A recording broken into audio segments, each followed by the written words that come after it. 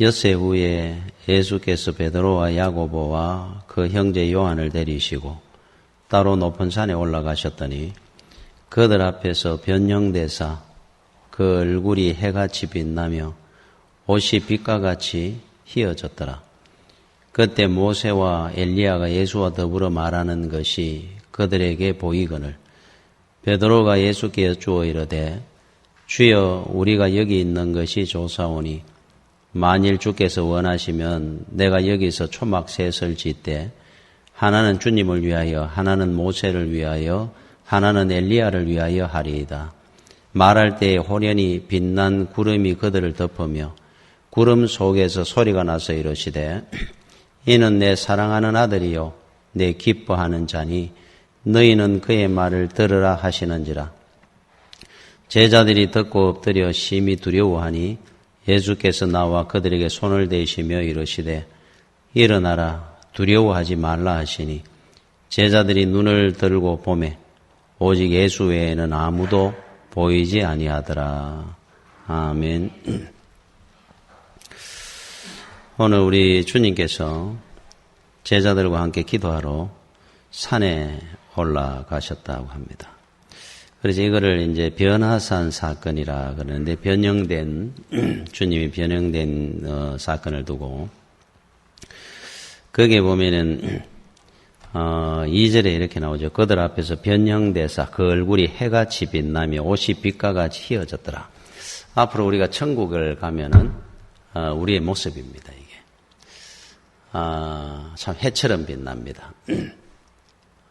옷도 빛처럼 이렇게 휘어지더라. 세마포 이런 옷이라 그러죠. 그러니까 우리 천국의 삶을 이 땅에서 주님께서 미리 보여주시는 겁니다. 한번. 그러면서 모세와 엘리야가 예수와 더불어 말하는 것이 그들에게 보였다 그럽니다. 앞으로 우리 천국 가면 우리 믿음의 조상들, 선조들을 만납니다. 여러분들은 누구를 보고 싶습니까? 물론 가면 다 봅니다. 다 보는데 그 중에 나는 유독 꼭 한번 만나보고 싶은 분이 있다. 라는 분이 있을 겁니다. 참 기대가 됩니다. 그 천국 가서 뵐 걸 생각하니까. 그때 4절에 베드로가 예수께 여쭈어 이르되 주여 여기 있는 것이 좋습니다. 그래 초막 셋을 지어서 그동안 참 가난에 찌들리고 예수 믿고 따라다니며 핍박을 받던 그 삶이 참 너무 좋지 않습니까? 거기 우리끼리 여기 황홀하죠. 삽시다. 우리 주님은 그 제자들에게 사도행전 1장 8절에 보면은 성령 받고 권능을 입어서 너희들은 예루살렘 온 땅 사마리아 땅 끝까지 복음을 전하는 증인이 되라 그랬어요. 그런데 이제 이 부분들이 늘 우리에게 갈등입니다. 우리끼리 살고 싶은데 그런 갈등 없이 사람들과 부딪히지 않고 예수 믿는다고. 그래서 이제 문선묘의 박태서의 이런 사람 이단들은 특징이 공동체를 이루어 가지고 들어갑니다. 애들 학교도 안 다니는 얘기하고, 그죠? 그러나 우리 기독교는 세상으로 나가는 종교입니다. 복음의 정인이 되는 종교죠. 자, 그러면서 5절에 말할 때 호련히 빛난 구름이 그들을 덮으며 구름 속에 소리가 나서 이르시되 이는 내 사랑하는 아들이요 성자 하나님을 하나님께서 정언을 해줍니다. 성자 하나님이란 말이에요. 내 기뻐하는 자니 너희는 그의 말을 들으라 하시는지라. 요게 오늘 5절이 이 본문의 주된 말씀이기도 합니다. 엘리야 말도 모세 말도 들을 것이 아니고 주님의 말씀만 들으라 그럽니다. 그들은 우리가 존경할 수는 있지만은 그들을 바라보고 그 말을 순종하고 따라가서는 안 된다는 겁니다. 사람들은 자꾸 엘리야 모세를 만듭니다. 세상의 어떤 재물이든 권세든 주님과 동등한 입장에 자꾸 놓고 싶어 합니다. 그러나 주님의 말씀만 들으라 그럽니다. 오늘 이 말씀에.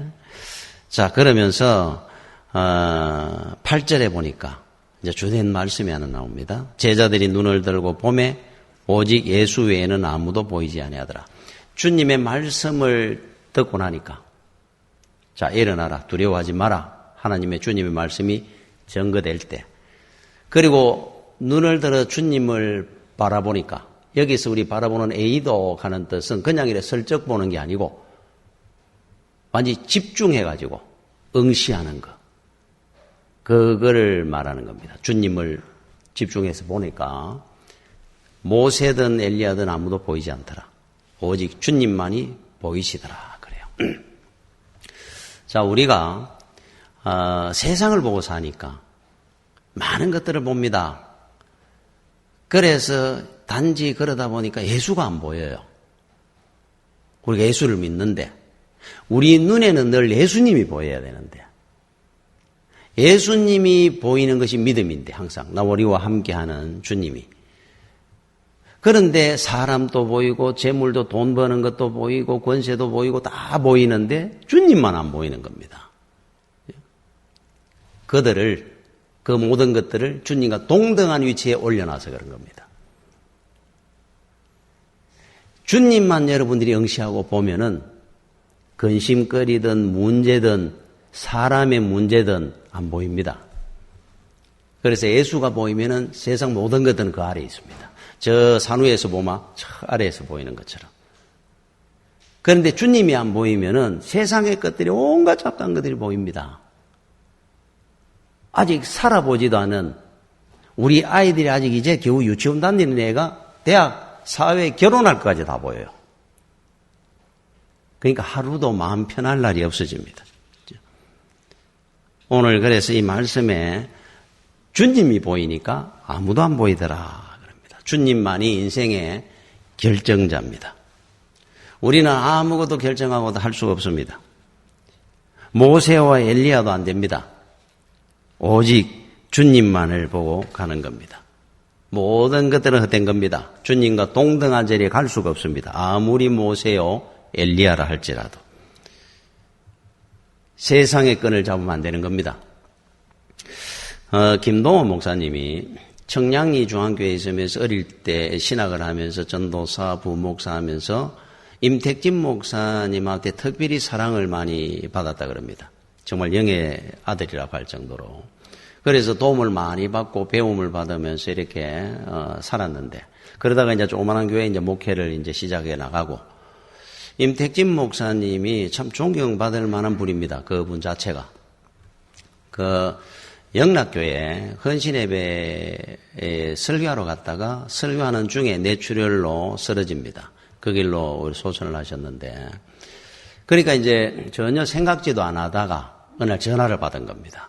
임택진 목사님 소천하셨습니다. 그 순간에 이렇게 마음이 안타깝고 그렇겠죠. 그러나 그걸 넘어서 가지고 순간적으로 그런 생각이 들더라 그럽니다. 나는 이제 끈 떨어진 년이구나. 그러면서 한 번 더 생각나는 게 목사님이 한 10년은 더 사시면서 나를 잡아주셔야 되는데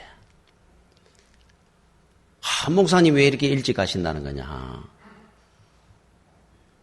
그러고 난 뒤에 얼마 있다가 크게 하나님 앞에 회개를 했다 그럽니다. 내가 사람의 끈을 붙들고 살려고 했구나. 도움을 받고 하다 보니까 의지하게 되고 주님 외에는 의지할 데가 없습니다. 세상에 우리는. 사람의 끈은 아무것도 아닙니다. 우리를 지탱을 못 해주는 끈들입니다. 주님의 끈은 우리 후손 1000대가 붙들어도 끊어지지 않는 영원한 동아줄이지만은 그래서 하나님 앞에 크게 회개를 했다 그래요. 여러분 우리 인생의 조종사, 기관사는 누굽니까? 예수 그리스도입니다. 이 나라의 우주 만물의 조종사와 기관사가 누굽니까? 예수 그리스도입니다. 한 분밖에 없습니다. 그 주님을 내 인생의 조종석을 맡겨놓는 인생들은 다 복을 받았습니다. 아브라함이고 요셉이고 다윗이고 내가 조종간에 내가 조종하겠습니다 했는 인생치고 안 망한 인생이 없습니다. 그가 누구든지 간에 주님만이 영원한 길로 우리 인도하는 복된 조종사이기 때문에 그래요. 국가도 마찬가지입니다. 스탈린이다, 김일성이다, 히틀러다. 모택동이다. 사람이 조종하는 국가는 다 망합니다. 100여 년 전에 우리가 가난에 찌들어 살 때 주님이 이 나라의 조종석에 앉고 난 뒤에 이 나라가 이렇게 복을 받은 겁니다. 가장 복된 길, 영원한 구원의 길로 우리를 인도해 주셨기 때문에 그렇습니다. 우리 주님이 전부입니다. 주님만 바라보면 됩니다. 주님만 의지하고 되고 오늘 여기 말씀처럼 주님 말씀만 들으면 됩니다. 그가 모세든 엘리야든 상관없습니다. 주님과 동등한 자리에 올려놓으면 안 됩니다. 여러분이 생각하는 세상의 재물이고 명예고 주님과 동등할 수가 없습니다. 주님만을 바라보고 가야 됩니다. 자, 주님을 바라보면은 어떤 일이 하나 일어나느냐. 우리의 영원한 복된 길로 인도하죠. 우리 영원한 복된 길로 인도하는 조종사요 기관사니까 주님은. 이 나라뿐만 아니라 우주 만물을 주님은 복된 길로 인도해 갑니다. 그런데 제일 중요한 것이 하나 있어요. 여러분이 주님을 바라보면은 우리에게 주어진 은혜 중에 최고 큰 은혜가 하나 있는데 그게 뭐냐 하니까 주님을 바라보면 자는 나를 볼 수 있게 됩니다. 나를 볼 수 있다는 거예요. 나를 본다는 게 그렇게 중요하냐? 나를 봐야 구원의 시작입니다.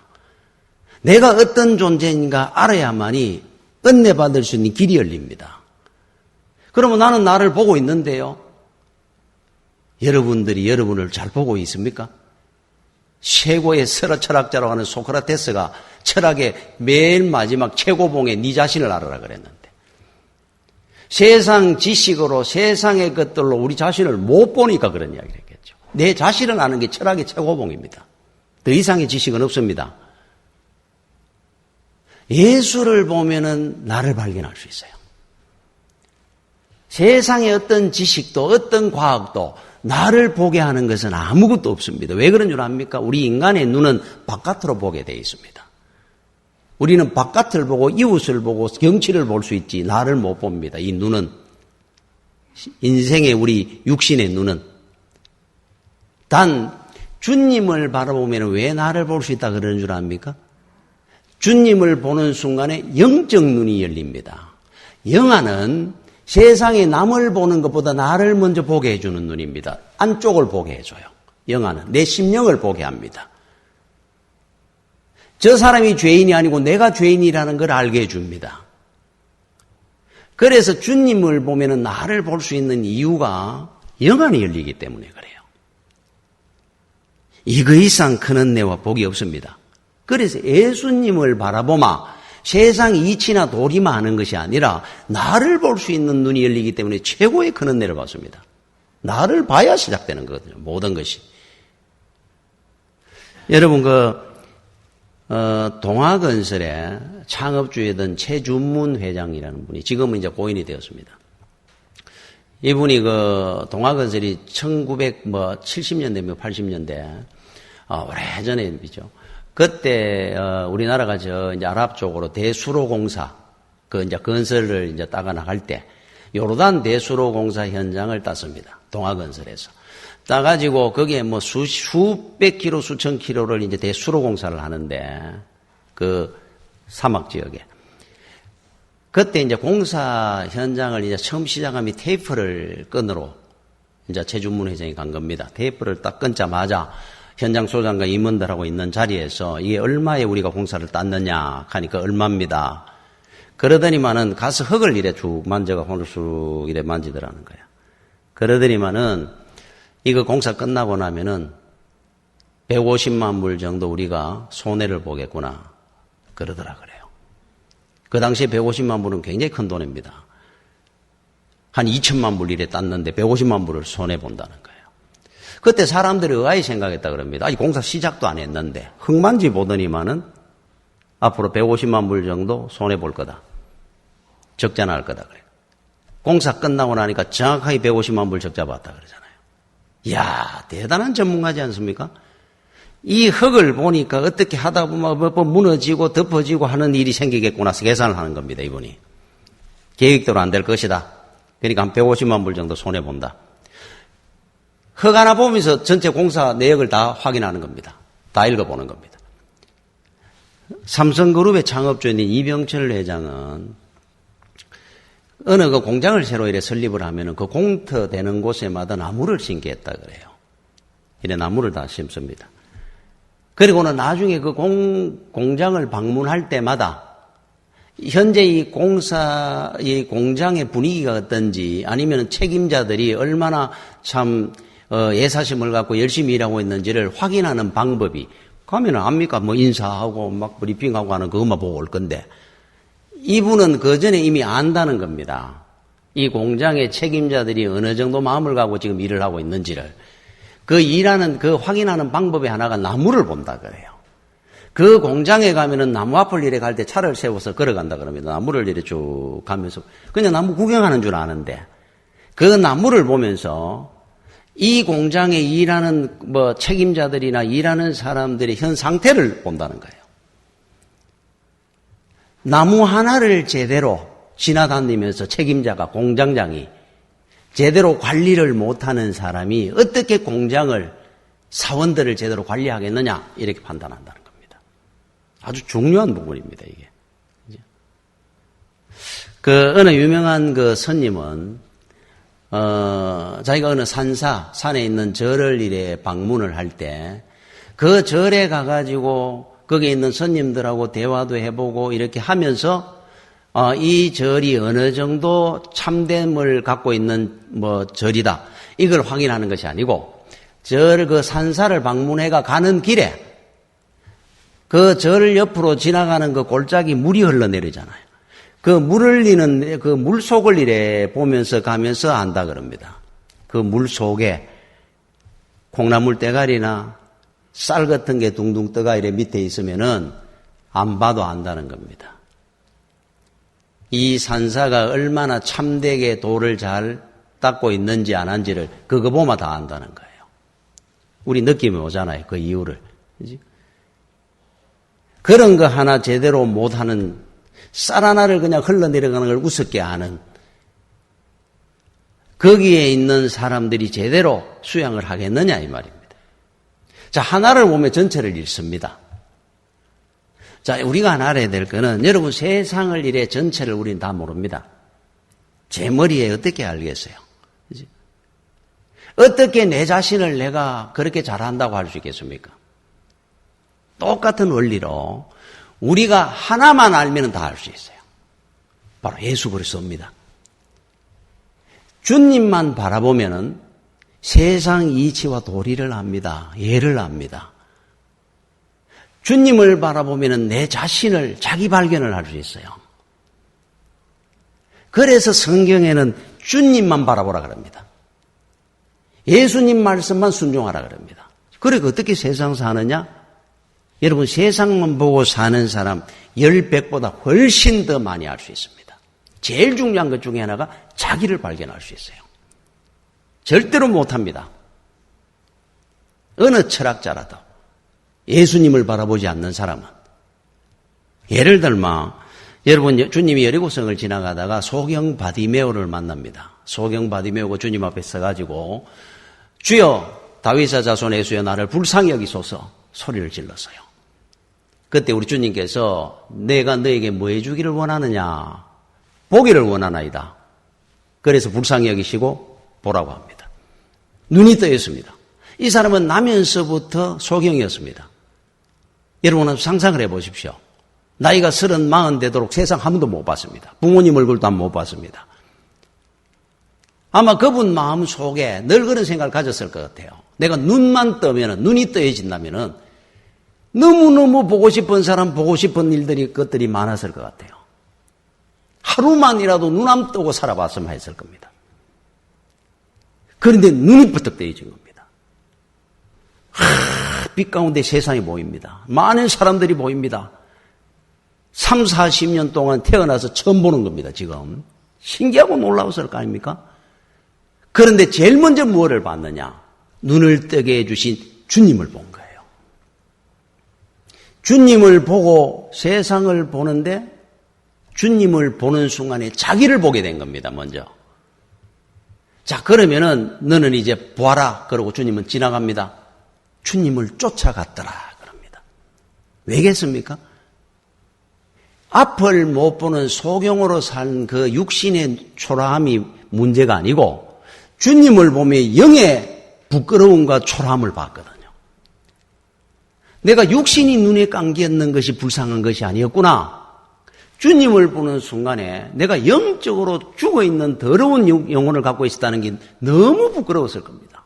세상 볼 필요가 없어져 버렸어요. 이 사람한테는. 주님만 보고 따라갔다는 겁니다. 세상 볼 게 그렇게 많았을 것 같은데 자기를 발견했거든요. 내가 어떤 모습의 사람인지를 알고 나니까 세상 볼 필요가 없어요. 예수만 바라보는 겁니다. 구원의 길만 가는 거예요. 그죠? 여러분 이 여리고에 세리장 삭개오라는 사람이 있습니다. 주님이 그 동네를 지나간다는 소리를 듣고는 소문을 듣고는 주님을 한번 보려고 뽕나무에 올라갔다가 주님과 마주치게 만남을 이루게 됩니다. 주님께서 내려오라. 주님이 아무 말도 안 했습니다. 자기는 그저 세상을 위해서만 열심히 살았던 사람입니다. 이 사람은. 온갖 방법으로 해가지고 돈을 축적하기도 하고. 그런데 그 부분에 대해서 주님이 한마디 질책한 적도 없습니다. 가만히 있었습니다. 주님을 보는 순간에 그가 고백하기를 주님이 묻지도 않았는데 내 재산의 절반을 가난한 사람들에게 주겠습니다. 내가 다른 사람 도둑질한 게 있으면 4배나 갖겠습니다. 뭐를 알았다는 겁니까? 주님을 보는 순간에 자기의 오늘까지 살아온 삶을 보게 된 거예요. 자기 자신을 본 겁니다. 야, 내가 이렇게 살아가 되는 것이 아니구나. 주님한테 어떤 복음을 듣는 것도 아니고 아무것도 아니고 보는 순간에 변화돼 버렸어요. 자기를 발견했거든요. 자, 욥은 엄청난 시련을 겪습니다. 생각지도 않은 일이 생겼어요. 자식 다 죽고 재산 다 잃고 몸의 건강을 잃고 아내는 집 나가버리고 그래도 믿음으로 견뎠습니다. 견디다가 마침내 이제는 거꾸러지는 겁니다. 믿음도. 원망하기 시작을 했어요. 불평을 합니다. 하나님, 내가 무슨 잘못을 도대체 했단 말입니까? 왜 나한테 이렇게 큰 어려움을 나한테 줄 수 있습니까? 그런데 마지막 부분에 욥기 42장 5절 6절에 이런 말씀이 나옵니다. 내가 주의 주께 대하여 귀로 듣기만 하였사오나 이제는 눈으로 주를 배움나이다. 그러므로 내가 스스로 거두어드리고 티끌과 제 가운데 회개하나이다. 지금까지는 내 이런 큰 고난 당하기 전에는 설교 들으며 하나님을 귀로만 들었는데 그냥 귀로만 하나님은 이런 분이다 저런 분이다 정도를 알았는데 엄청난 고난을 겪다가 보니까 그 속에서 믿음이 성숙해지고 자라나면서 주님을 이제는 눈으로 보게 되었습니다. 그랬어요. 듣는 믿음에서 보는 믿음으로 바뀌었습니다. 백문이 불여일견이라고. 야, 주님이 이제 눈에 보인다는 겁니다. 그러면 그 다음에 뭐가 나올 것 같습니까? 희열과 기쁨과 감사와 찬양이 나올 것 같은데. 그런데 거두어드리고 내가 겸손해지면서 죄와 티끌 가운데 회개합니다. 그러잖아요. 하나님을 보고 나니까 기쁨과 은혜가 충만하기 전에 내 자신을 본 겁니다. 왜 내 인생에 이런 일이 있었느냐? 이유를 알게 된 거예요. 내가 그동안 내가 이만큼 어렵게 살았으면 됐지 하는 교만함이 있어서 하나님께서 나를 인생 가운데 바로 세워주시려고 주신 이 고난이 은혜였구나. 주여 내가 잘못했습니다.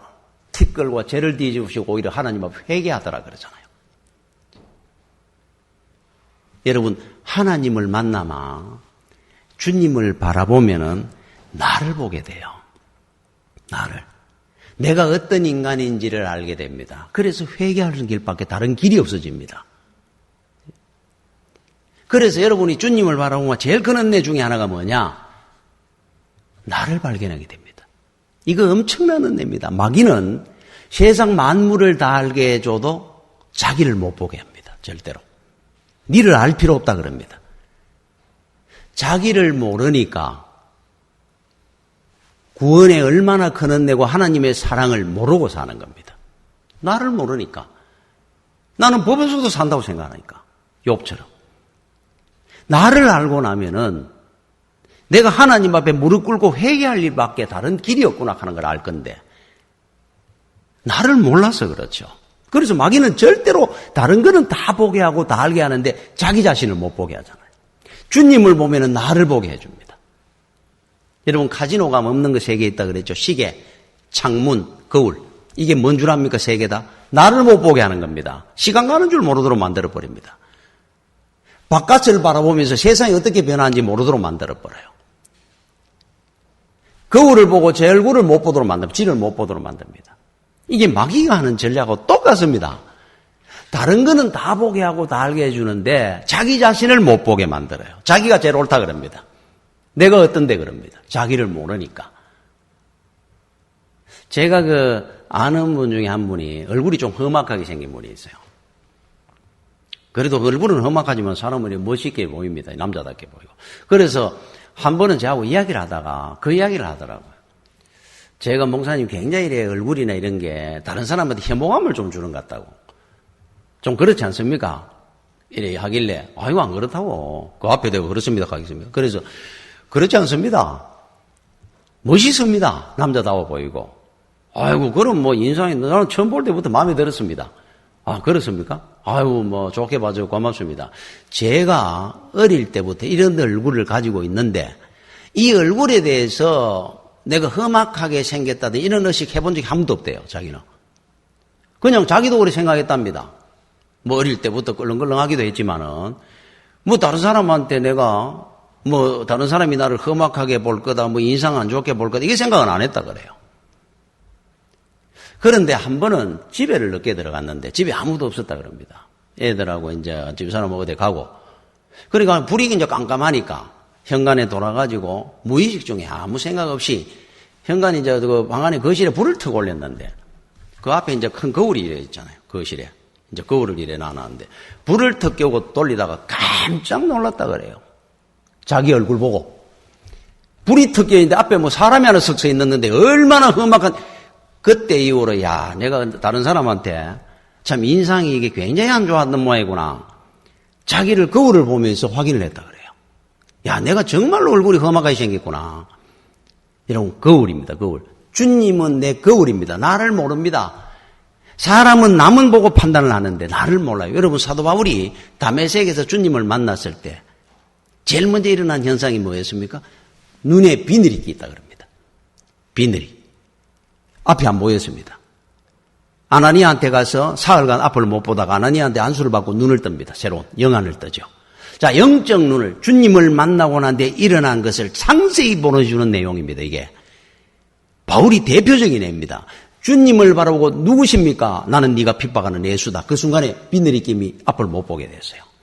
새로운 눈을 뜹니다. 영안을 뜨고 나니까 제가 이야기했죠. 바깥을 보는 것이 안으로 보는 겁니다. 그때부터 사도 바울이 여러분 글을 보십시오. 나는 죄인 중에 괴수입니다. 옛날에는 저 사람들이 죄인이었어요. 다메섹에 왜 갔습니까? 예수 믿는 이단자들, 죄인들 잡으러 간 겁니다. 죄인들 잡으러 가다 주님을 보고 나니까 내가 죄인이었구나. 나는 내같이 부족하고 모자란 인간이 없었구나. 만삭되어나지 못한 자입니다. 나는 죄인 중에 괴수입니다. 바뀌어졌잖아요. 눈이 바뀌었으니까. 그냥 육안을 보고 바깥을 보고 남을 보다가 저 사람이 죄인이고 저 나쁜 사람이고 저 모자란 사람이고 자 영안을 가고 새로운 눈을 떠보고 나니까 자기를 보고 나니까 주님을 만났으니까 정반대로 보기 시작합니다. 저 사람들은 선하고 착한데 내가 죽일 죄인이고 내가 만삭되어 나지 못한 자고 자기 발견입니다. 이 자기 발견. 그죠?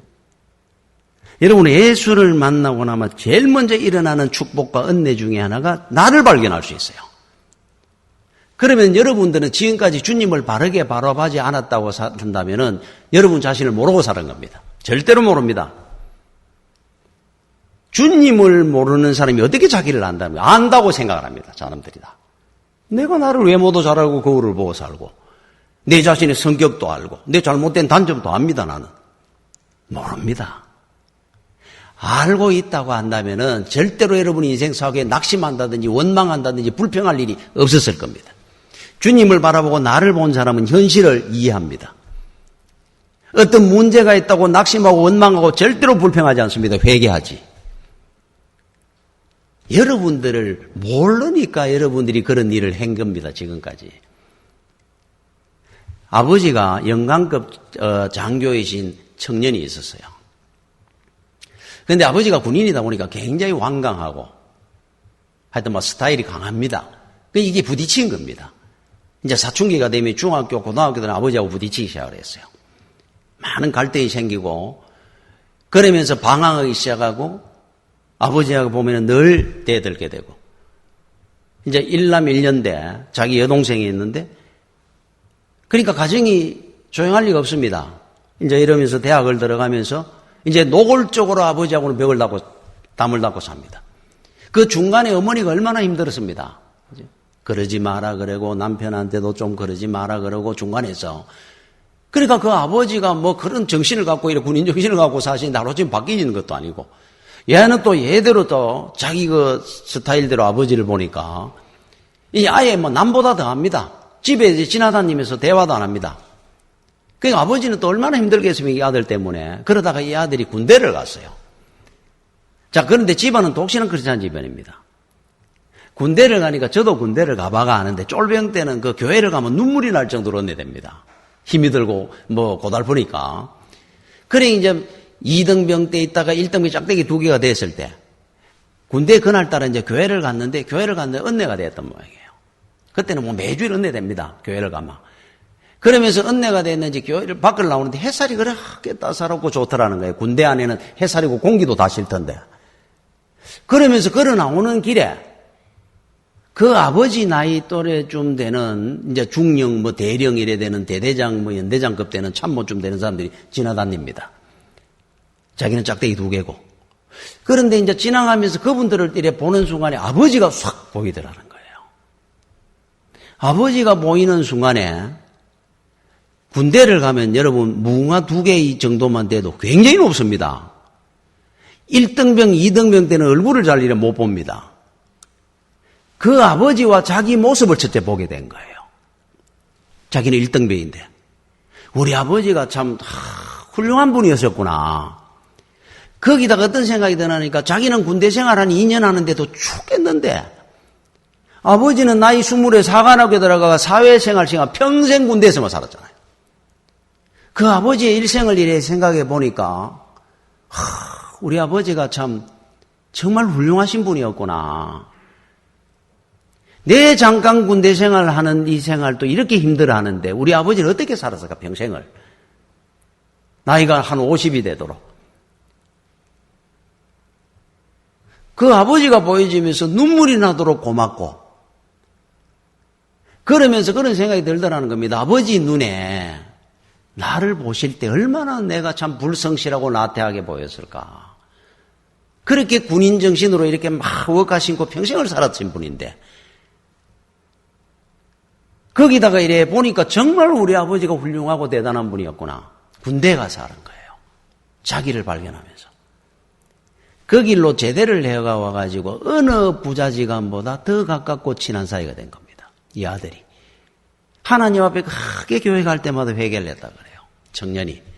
하나님, 우리 아버지를 제가 그렇게 미워하고 아버지를 내가 적대시하고 했는. 우리 아버지를 내가 너무 몰랐습니다. 정말로 나는 나쁜 놈이었습니다. 처절하게 회개했다 그래요. 그러니까 얼마나 아버지하고 가까워졌다 그럽니다. 이게 무엇으로 시작? 자기 발견입니다. 자기 발견. 제가 한 사람 더 이야기할까요?